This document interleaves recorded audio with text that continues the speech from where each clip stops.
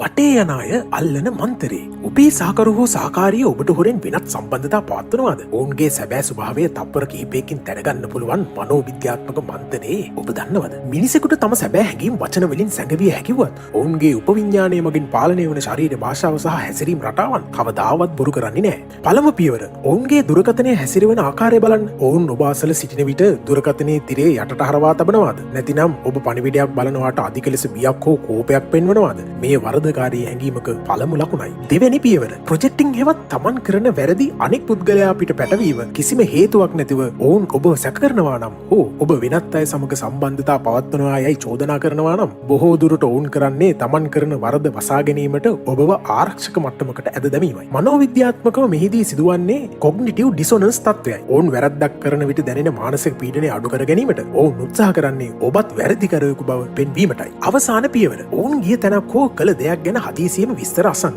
සත්‍ය පවසන කෙනෙක් සරලව පිළිතුරු දෙන අතර බොරු කියන කෙනෙක් එම කතාව ඔප්පු කිරීමට අනවශ්‍ය තරම් විස්තර පවසනවා. ඒ වගේම එම කතාවම පසු ඇසූ විට විස්තර පරස්පර වෙනවා. ඉතින් ඔබ කළ යුත්තේ ඔවුන් සමග රණ්ඩු වීම නෙවෙයි. ඔවුන්ගේ මේ හැසිරීම් රටාවන් දෙස නිහඬව බලා සිටීමයි. මතක තබා ගන්න. විශ්වාසය කියන්නේ බලෙන් ලබාගත යුතු දෙයක් නෙවෙයි. එය ඉබේම ලැබිය යුතු දෙයක්. මේ වගේ දේවල් දැනගන්න හැකිනම් subscribe කරන්න. නොහැකිනම් වහාම subscribe කරන්න.